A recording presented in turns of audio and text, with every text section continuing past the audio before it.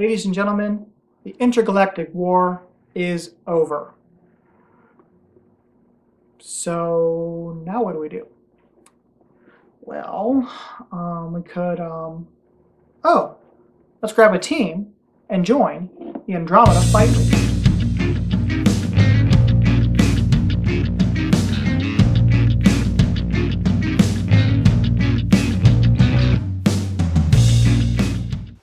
So the very first thing that you're going to do is you're going to go ahead and you're going to draft your team. You're going to draft 10 creatures to your side. I actually am just using the pre-constructed decks just to show you and how to get into the game really fast. But what you're going to do is you're going to throw everything together and you're going to go ahead and you're going to draft your team of 10 members. Once you do that, you're going to set those aside. And you're also going to make sure you grab the little tokens for each one of those creatures. These are what you're going to use on your boards. Then you're going to go ahead and you're going to draft some magic cards. You're going to draft 8 of these magic cards. Again, I'm using the pre-constructed deck here, so I didn't have to worry about drafting them. So you can do that. Those are in the instructions. And lastly, you're going to draft 2 of these tiles. They are front and back. They are different on both sides. And I just kind of randomly picked some that had a little bit of elements and stuff so I could show you how the game works. Once you have your team and everything set up, what you're going to do is you're going to take turns and you're going to place out the boards. So I am going to put out first the maze, because each tile has a cool little name to it. So this is the maze. And let's say my opponent decides to do Hero's Bane. I'm going to put that out there. And you can put them on either side. I'm just showing you how I like to have mine set up here. Here's the end of the road, which has these road sections here, which give you some extra movement when you have a creature on them. And then for my opponent, they chose the Crossroads of Destruction. And on this one has like a little mountain thing, so you can't cross it, or you cannot attack through it, or everything else you can cross and you can attack through. All this other stuff. Let me actually show you also on Hero's Bane. There are a couple unique spots. This spot here is just a hole, so nobody can go in this hole, but if there was, like, say, another tile right here, you could attack across that. So that is pretty cool. And then also there's these spots that are labeled with a letter here.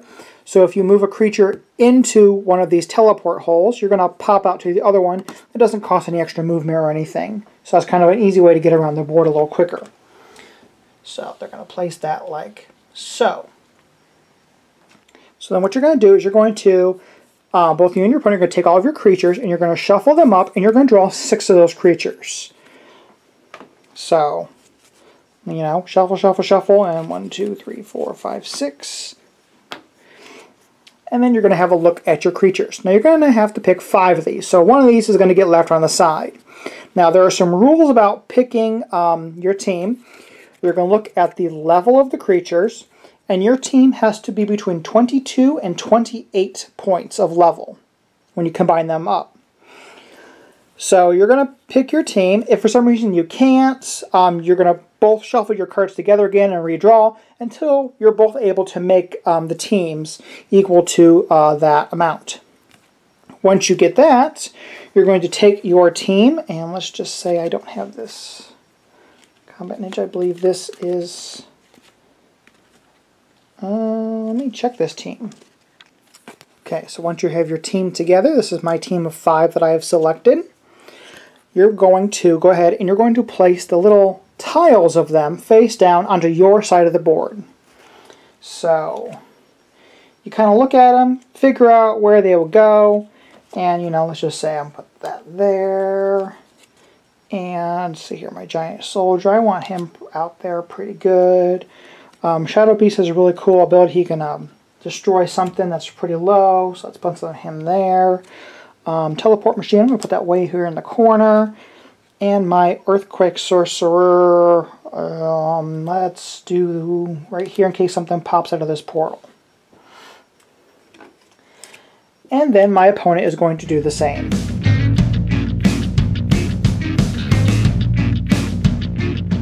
And actually you would take turns placing them. You'd place one, your opponent would place one, and you'd go back and forth. Then what you're going to do is you're going to go ahead and you're going to flip them all over. So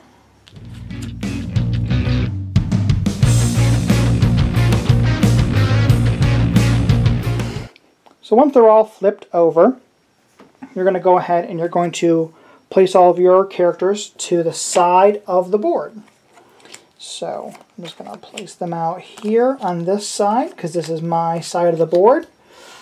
And my opponent is going to do the same for all of theirs,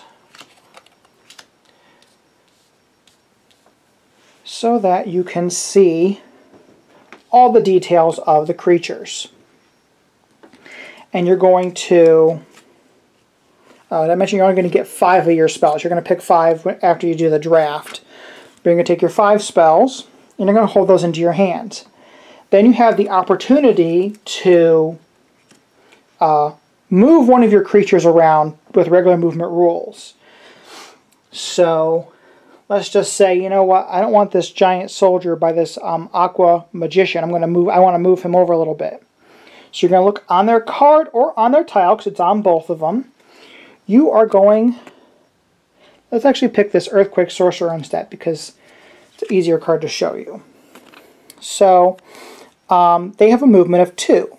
So what you're going to do is you're going to roll the die, and as long as you get 2 or higher, the creature can move 2 spaces. If you roll less than 2, a 1, he can only move 1 space. Let me see if my opponent has anybody that can do anything higher. I know there are creatures that can go higher. So let's just say there was a creature that, here, see this lightning dragon here on the side. He has a 3. So you got to roll 3, 4, or 5 for him to move 3 spaces. You're rolling less, he's going to move that much less. So there's Earthquake Sorcerer. I want to try to get him a little bit closer maybe to this Aqua Magician. So I'm going to roll here, and I got a 4. And 4 is definitely higher than the 2 that he has, so I can scoot him over right there. Then the game starts. And you go turn by turn, and you are attacking your opponent. There are certain distance rules you got to look at. So you're going to look actually at this square here, and that's going to tell you how far away you can attack. The AR value is your attack range. If it is white, you can only attack from 1 square away, so you have to be adjacent to the creature that you're trying to attack. If, however, your creature has a black square there, they have some special ability here that they can attack from a different square. So, for example, his power move here is called Ninja Star, and use only once can be used on an enemy up to 3 spaces away. So he can, this combat ninja can chuck a Ninja Star at an opponent that's 3 squares away and attack them. So that's kind of pretty cool. So let's go ahead and actually look at a battle here. So let's say, I'm going to zoom in here. So let's just say my giant soldier is going to try to beat up this Aqua Magician. So what you're going to do is when you declare an attack, you're going to, if you just want to do a standard attack, you're going to, focus on the card here, you're going to compare your attack to their defense. So for this giant soldier attacking the Aqua Magician right here, obviously his attack is 33, whereas the Aqua Magician's defense is only 9. So definitely the giant soldier would win this battle, but you still have to see if he successfully hits them.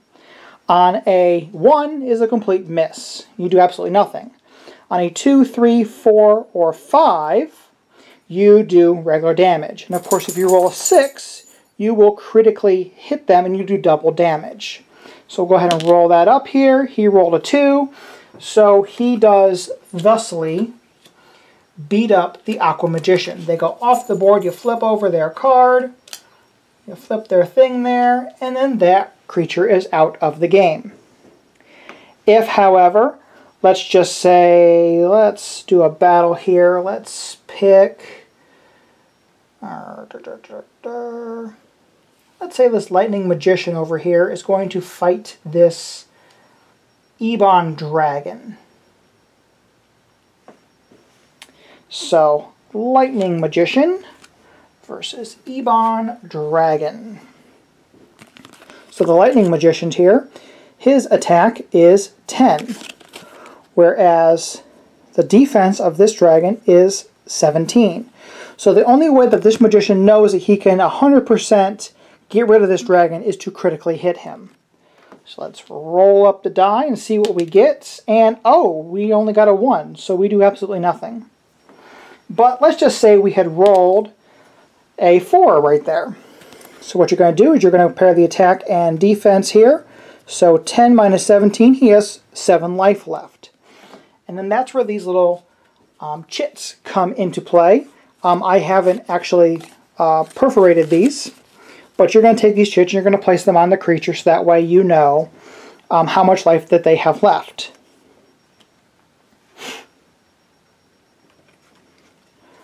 Also, you can use these magic cards here, and you're going to reveal them once you use them, but they do have a cost value. What you're going to do is you're going to pick a creature that has a magic ability, this MA over here, focus, this MA over here, and you're going to deduct the mana or magic cost from that card to be able to play this card. And when you deduct that, you're still going to use these little chits here. And you're going to place on there to say that they have that much less magic ability to be able to cast a spell. If your creatures don't have enough to cast a spell, well then you can't cast it. You will play until you have completely eliminated your opponent, and then you play the best 2 out of 3 rounds. So that's just a brief overview of AFL. This is actually a pretty fun game. I do enjoy it. I really like the drafting, but if you're not in the drafting, they do have those pre-constructed decks to get you jumped into the game, so that way you can get a feel of how it works, and then you can draft later on. Because sometimes it's hard to jump into a game. It's like, here's all these cards, figure out what you want. And you're just staring at them being like, I don't know what any of these do. But once you get the feel for the game, go whole hog and draft. I like that the arenas are going to be different every single time. I like that you're not going to have the same team necessarily every round. You might, but it might get shuffled up and you might have a different team. So you have a little bit of variety when you're playing those 2 out of 3 rounds. So this game is definitely something to look forward to. Definitely look for this on Kickstarter. I'll have a link down below for their campaign. And as always, please do not forget to like, subscribe, share, and support Cloak and Meeple. Also, I'm on Instagram. Yay! Make sure you follow me there. I'll be posting pictures and a bunches of cool stuff there in the future. Thanks.